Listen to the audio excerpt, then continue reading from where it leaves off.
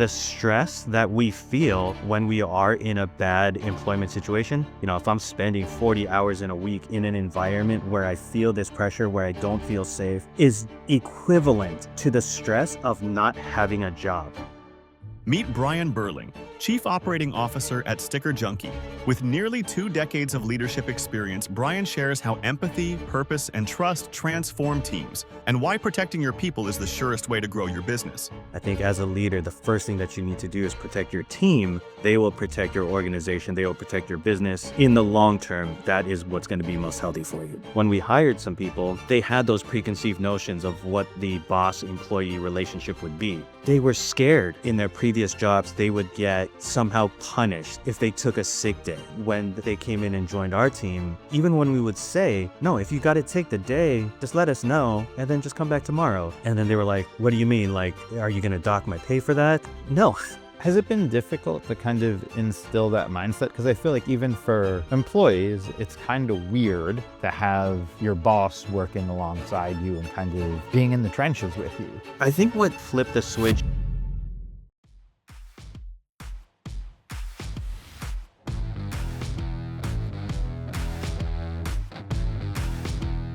Welcome to the Dark Arts of Team Optimization, the podcast where we pull back the curtain on what it really takes to build, lead, and optimize high-performance teams. Forget the sanitized success stories and LinkedIn platitudes. This is where CEOs, founders, and leaders get honest about the messy middle, the tough calls that kept them up at night, the failures that became their greatest teachers, and the unconventional tactics that actually move the needle. I'm your host, Franz Aliquo, joined by my co-host, Kyle Johnson, and our guest, Brian Berling. Kyle, if you'd like to do a little intro to our fine feathered guest. Absolutely. Appreciate it, Franz. So Brian's joining us now from StickerJunkie, where he is the COO, formerly of, you spent about 18 years, if I'm not mistaken, at Jinx. I think kind of working your way up to the director of operations role. So great to have you on. Appreciate you spending a little bit of time with us here today to kind of dive into, how you've learned the different ways to make teams as optimal as they can be throughout your career, how you've kind of, the different rotations that have come through and how you've become better as a leader overall. So you had mentioned earlier on in your career, right? You were just, I don't know that you said you were leading from a book or anything like that, but you were young, wet behind the ears, maybe a little rough around the edges when it came to how you dealt with people. So I'd be curious if you could kind of dive a little bit into where you started, and then we'll kind of work our way to where you are now and how that has improved over time.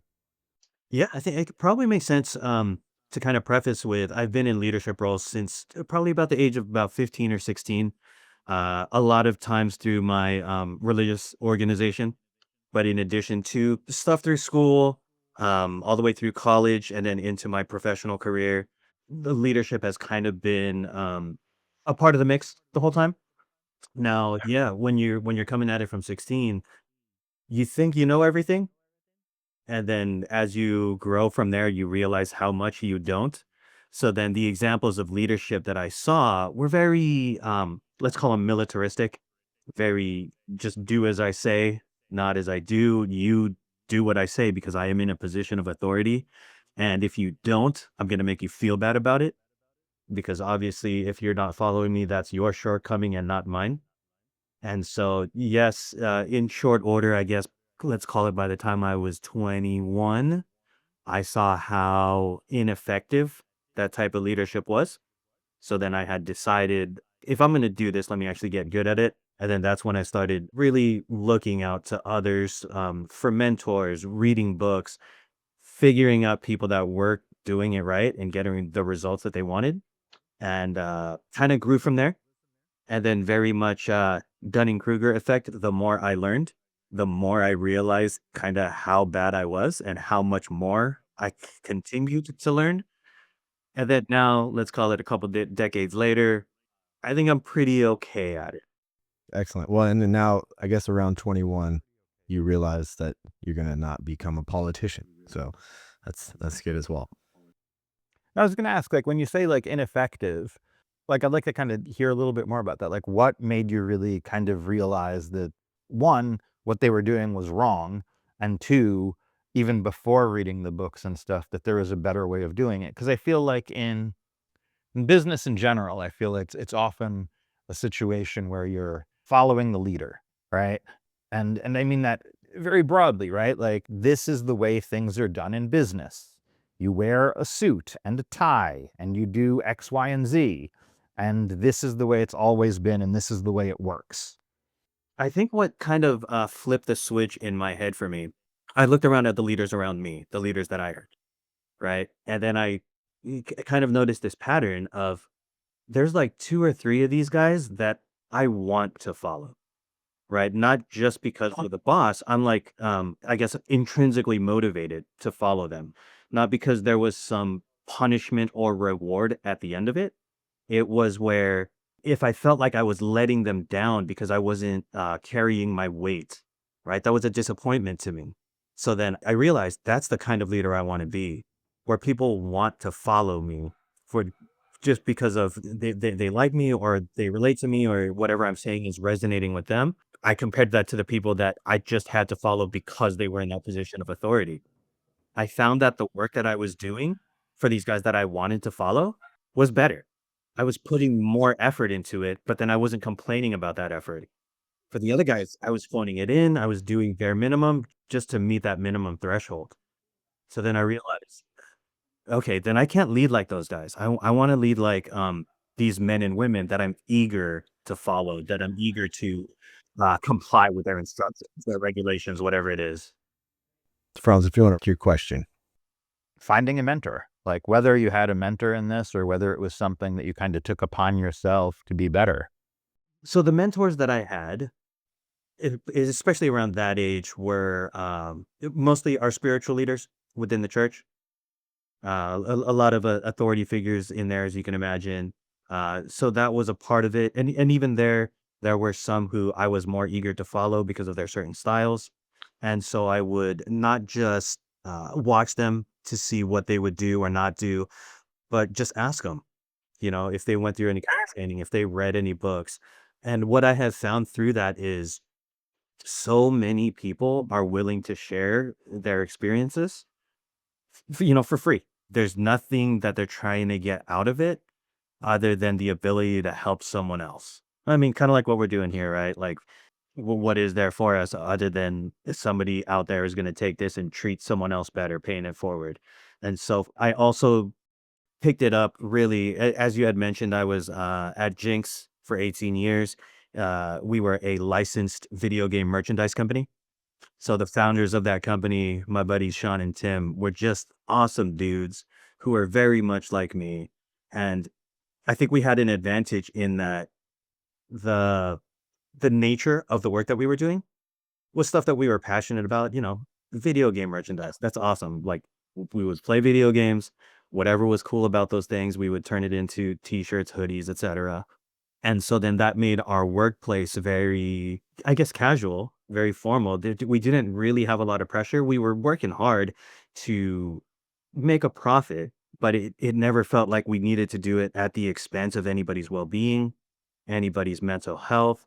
So that encouraged me and really, I guess, opened my eyes to the fact that you can lead an organization that is successful, that is profitable without being harsh to the people that are working for you. That's awesome. And I like that you say that your buddies, right, who it sounds like would have been your bosses, but you guys are just friends having a good time and also turning a profit. Even that, it was like, it always felt awkward for me, like if we were in a social situation, for me Yeah. to introduce them as my bosses, Yeah. because we worked side by side. It was never like a hierarchical, like, yes, on paper, they were above me. They made the decisions for the company, the direction, Yep. which I helped them execute. But it really felt far more accurate Yeah. to say we worked together. That's awesome. Yeah. And that sounds like something else that you mentioned the other day that I thought was interesting was like leading from the middle. Sounds like that's what they were all about, is where you don't feel like there's such a hierarchy and everybody's just rowing in the same direction. I think that's important, right? With a team, you could be the kind of leader who sits on the throne and barks out orders, That doesn't feel good to me when I'm doing that. I would rather be the guy who is still giving orders, but side by side while I'm carrying a box next to you, Yeah. right? Where we're sweating together, doing like the actual manual labor or whatever the equivalent might be in your industry. We're in the trenches together. We will both succeed. We will both reap the benefits of this work that we're all doing. Yeah. Has it been difficult to kind of instill that mindset? Because I feel like even for employees, it's kind of weird to have your boss working alongside you and kind of being in the trenches with you, right? So I wonder if kind of there's ever been um, any kind of hesitation or issues with kind of implementing that vision, or have you just kind of been lucky enough to be around other leaders and other people that were kind of a similar mindset? It's interesting because of the environment that I was able to really start off my career in. I came into Jinx when I was very young. I was 23 at the time. And so it was one of my first jobs out of college. When I signed on, it was just the owners. So I was actually technically their first employee. We all received our paychecks, like our first paychecks from the company on the same day. Prior to that, they had been running the company for about 5 years before I came on. All of the profits were going back into the company to keep it growing. When the owners took their first paychecks was the day that I got mine. So from a very early age, that's what I saw. And then I saw it for 18 years. Then I had moved on to another company. And then since that company, I came over to StickerJunkie. So then I was able to compare people's attitudes, right? So for instance, over here at StickerJunkie, when we hired some people, they had those preconceived notions of what the boss employee relationship would be. They were scared. And it took them a bit of time to acclimate to the environment that we have here, where they were telling me in their previous jobs, they would get somehow punished if they took a sick day. In the state of California, it's not like legal to punish somebody for a sick day, but they would make you feel really bad about it. Like there would be like harsh treatments if you had to take a mental day. And so when they came in and joined our team, even when we would say, no, if you got to take the day, just let us know and then just come back tomorrow, if you need to uh, set your head right. And then they were like, "What do you mean? Like, are you gonna dock my pay for that?" No, Yep. right? Like, take the time that you need, because if you're not here with your head in the right mental space, you're not gonna be giving me good work. So it's not necessarily even an entirely altruistic endeavor, although that is the primary motivator for it. Yeah. I do want you to work well. I don't think you can work well if your head's not in the right space. So if you need to take that time, it's not in my best interest to punish you for Yep. it, to make you feel bad about it.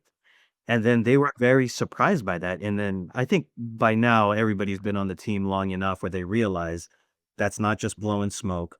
We need to take care of you because you will take care of our customers. You will take care of the work Yep. that is making us money. It's kind of a surprise to me and my partner, Andrea, when that comes off as like such a foreign concept to people. People don't understand that. Well, no, the first thing that I got to do as an owner, as a shareholder, as a director is protect the bottom line. That's my first, I got to protect the shareholders. That's the first and only thing that I need to do. And if that comes at the expense of letting people go, Yep. so be it. Because that's the thing that we need to protect. I think that's so backwards. I think as a leader, the first thing that you need to do is protect your team. They will protect your organization. They will protect your business and therefore your profits, your shareholders. In the long term, that is what's Yeah, going to be most healthy absolutely. And for I you. think they're going to make decisions and their actions are going to be based on the long term, not just short term. I need to do this or that and manipulate this or that so I'm safe here, right? I've been lucky throughout my career. I've had a bunch of different sales positions and I always had really great managers, bosses, usually for smaller companies, but we worked with these big conglomerates and it was like those people were so stressed out. And it was like, they would pull all these levers, right? Sales levers at the end of quarters, which are literally cannibalizing your business. Like it was software, right? So like, oh, just discount it like crazy to get this deal done. It's like, who cares if it gets done in 2 weeks into quarter two? Like, it's like, who cares is the manager's manager who has never spoken to any of these salespeople, but they're just pushing this down, and it's just toxic. And they would, not on purpose, but they would cannibalize our deals that we've brought in, and that we're working. And we don't care if it's Q1, Q2, Q3, like the sooner the better, but it's going to get done and we're going to do it the right way. No, that all went out the window because of the pressure from, basically from the CEO. Senior leadership is like, sell at all costs. We always have to do more. We always have to be better, which isn't really, it's short term, That is a thing that I feel has been detrimental to the American workplace in particular. Is it's important to base your decisions on metrics, on actual data, but we can get lost in those things, right? You're inflating your numbers to hit your quarterly goals, again, at the expense of the people that are doing the work. I've been reading a lot of entrepreneurial type books lately, from Gary Vaynerchuk and Steven Sinek. Love these guys. Look at their social media almost daily. Now, they both talk about how we sacrifice the people who work for us, who work with us, for the sake of that bottom line, for the sake of that quarterly report, for these very short-term goals. And part of that is including, to balance your books, doing layoffs. I absolutely understand, and I have been in the position where, for the sake of the company existing, surviving, getting through a very difficult period, layoffs might be necessary.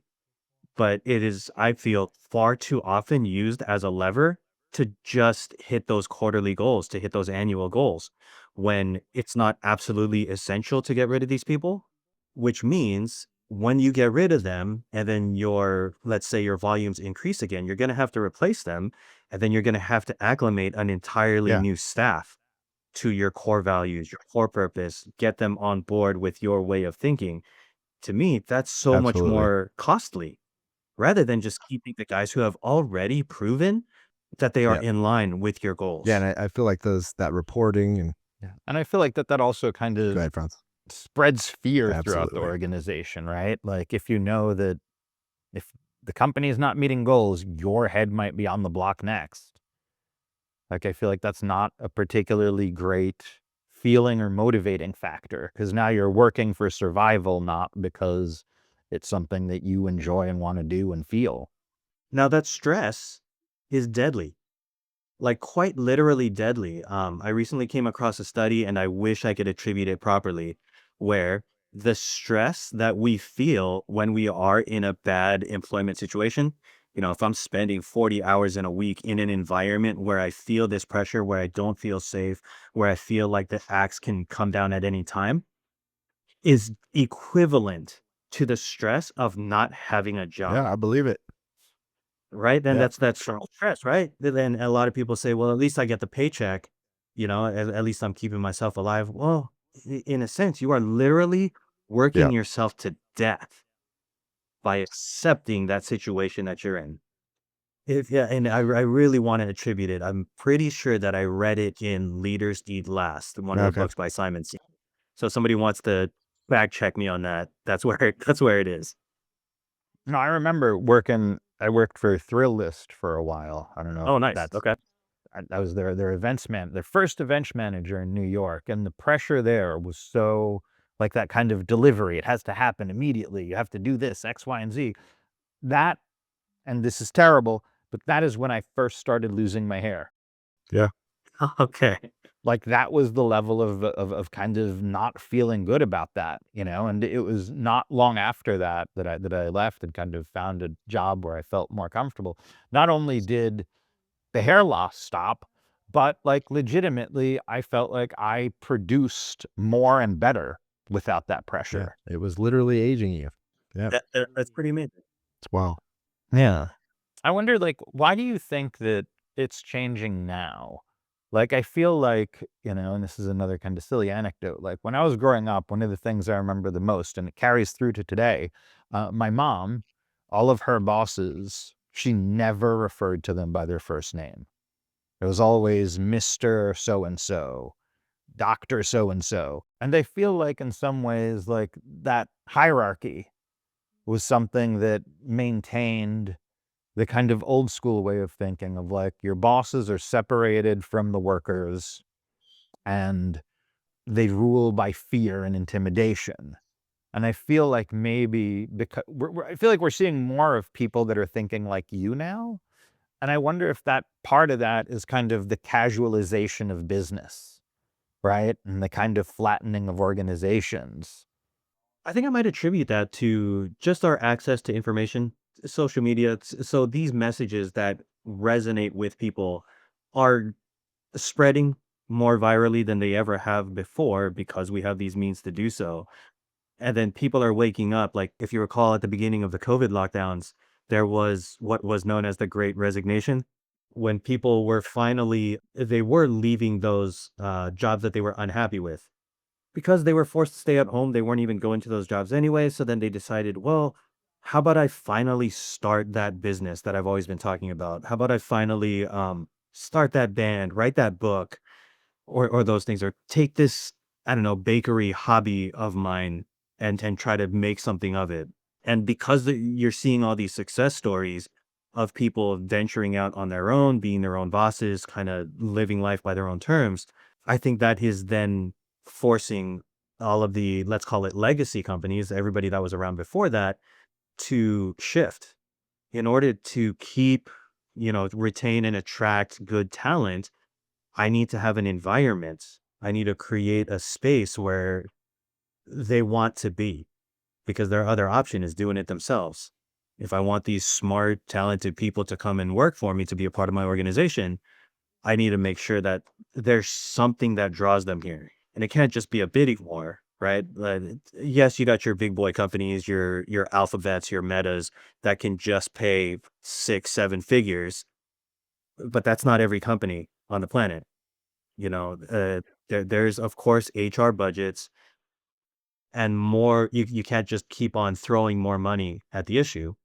You got to offer something, because at some point money comes off the table. Once people are making enough money to feel secure and not be worried about that next meal or the health insurance, now there has to be something else enticing them to be a part of your organization. There needs to be a reason that they get up out of bed. And I think it's our responsibility then as leaders of organizations to provide that for them, to communicate it clearly. What are we doing here that is not just making 2 or 3 people rich or Yep. making our shareholders rich, right? That's not getting me out Yep. of Yep. bed.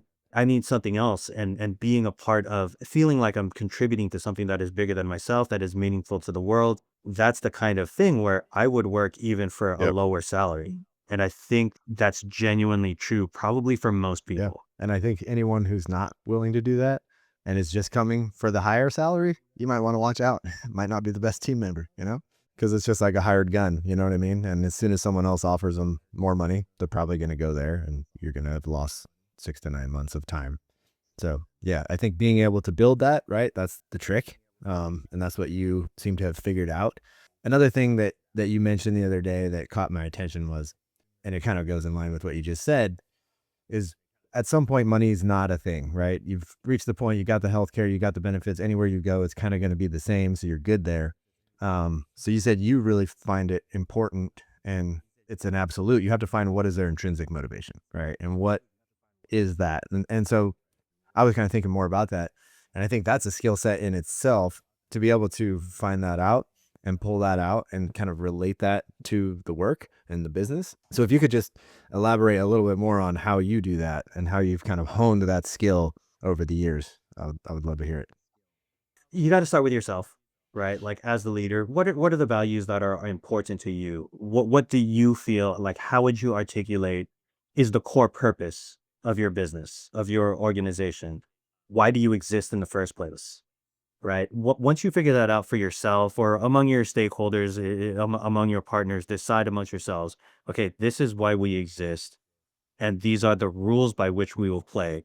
Entrepreneurial books, I've heard that referred to as the core purpose and the core values, right? So you got to define those internally first among your leadership.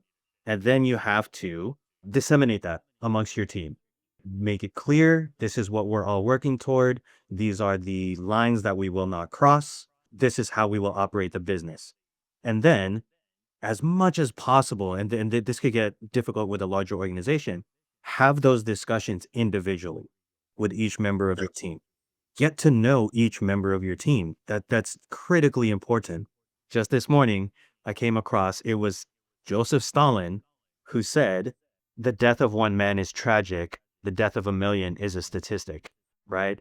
So the reason I bring that up is connecting with an individual is far more impactful than connecting like as a group in generalizations, making a direct connection with each person, understanding what are the things that get them out of bed. Do they have kids? Are they in this job because they're trying to fund that band that is truly their passion, right? Like understand what are those things that are important to your team and see how those things align with your purpose, with your values. If they don't, then that should be a big red flag where maybe they're not Yep. the right person for your team. You know, as you get to know them really well, you do find out that they are super motivated by the money. And if that's not in line with your core values as a team, if that doesn't resonate with the rest of the members of your team, then it's worth reevaluating for the health, for the safety of the team, possibly replacing that person. Now, that shouldn't be your go-to, because by that point, you have taken them on. If you take them on, I consider it's your responsibility to take care of them. But then at the end of the day, sometimes taking care of them means helping them to find a better place where they will thrive rather than retaining them within your organization. Now, I say that's difficult because you can do that when you have, I don't know, let's call it 2 or 3 dozen people. It's easy to have it's feasible to have those individual conversations one-on-one. But then once you start getting into the thousands of people, what is like, how do you have those individual conversations? There's not enough time in the day, there's not enough time in the week to be able to do that. So then the way that I see it, you would have to then make sure that those directly under you are able to do that with those directly under them. So then it forms at least some kind of link where the people underneath you are aligned with your purpose, with your values, they align the people under them, then at least you have that connection. So I mentioned in our preliminary talks, there's this concept of Dunbar's number.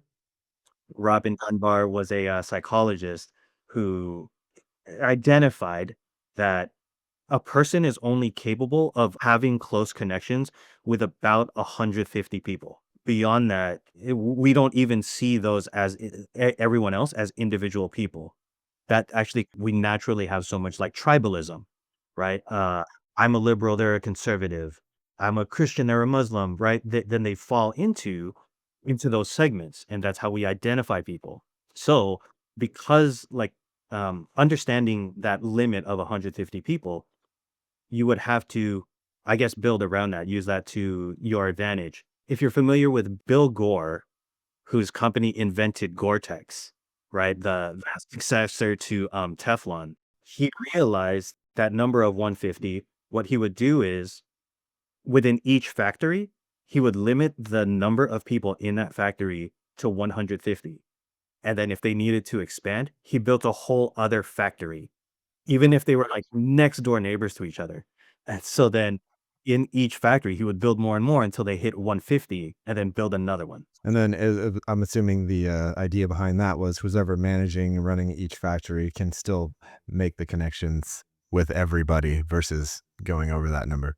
And not just the leader, but everybody within each factory, within each group of 150.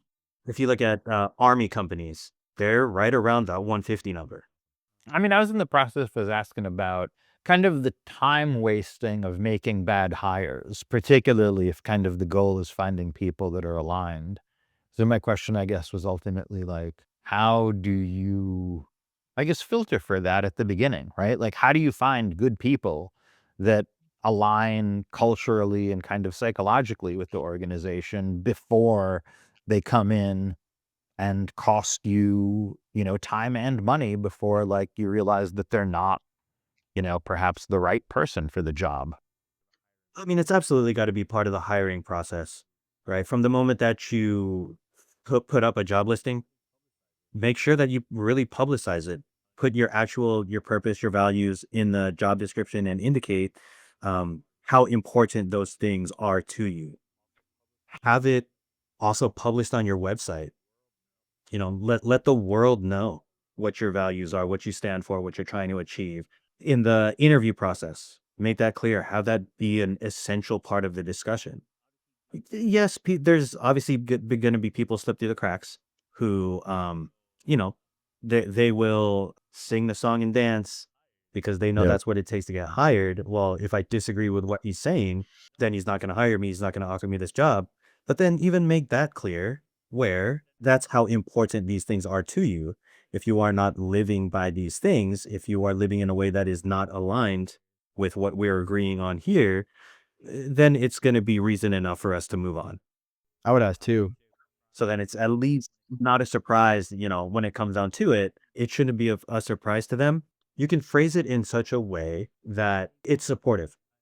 You can say, I'm judging by your behavior, by your attitude, by your performance, that these things don't seem valuable to you. Can I help you find a place, a purpose that would better align with how you want to live your life? Yeah, almost. And then, yeah, they might kind of self-select out at that point, I would imagine, if there's not something. Is there any tips that you have for someone who's interviewing, right? So they can kind of filter, or different questions to ask, right? To try to find out if that alignment is there and kind of dig deeper. Maybe the company has a generic, LinkedIn post, and there's not a lot that you can gather from it. So you're going to have to do that digging in the actual interview. If there's any like pointers you have there for somebody who's going through that. Exactly that. Be ready to ask those questions when you go in for that interview, because you may not be leading that team, but you will be a part of it. And you don't necessarily have to be the nominal leader to be a leader among that organization. So many of the people that I have promoted in the past was because they exhibited those leadership qualities. They weren't coming in for a management job. We had an opening come up, and we would select internally the people who were already exhibiting those qualities, the ones who were living up to the purpose, the values that we had determined. Now, if you are then going into that situation and you're unable to find those things for yourself, you do your research. Yeah, you go to LinkedIn, you go to their Facebook page, you go to their Instagram, and you can't really pinpoint it, then you go in and ask. When you go in for the interview and they give you that opportunity, do you have any questions for us? Ask those questions, get that clarity. And it should be a red flag to you if whoever you're interviewing can't Yep. answer those questions clearly, because that means that the organization hasn't really thought about it themselves. If they don't understand it, then it will be difficult for you to understand it and make sure that you're aligned. Now, there is an opportunity then for you to, coming in as a member of the team, help them establish those things, or make it clear. I think our organization can benefit from identifying these things, being able to clearly articulate by publishing this and making it known to the entire organization. I'm happy to help you work through that process, right? You don't have to be the one, like you're not the owner of the company, so you don't have to be the one to decide. But I feel like owners who really care would appreciate the help, the guidance to help them get there, because it's going to benefit their organization. Well, this has been insightful. Really appreciate you taking the time again to meet with us today, chat with us today. And I just wanted to give you a moment. If there's anything big coming down that, any big news, big moves, stuff going on with StickerJunkie that you want to call out, yeah, now's the time. Well, I mean, holidays are coming up. A lot of companies are going to be out there promoting. If stickers are not yet a part of your marketing campaigns, hit us up. We want to get those in your hands.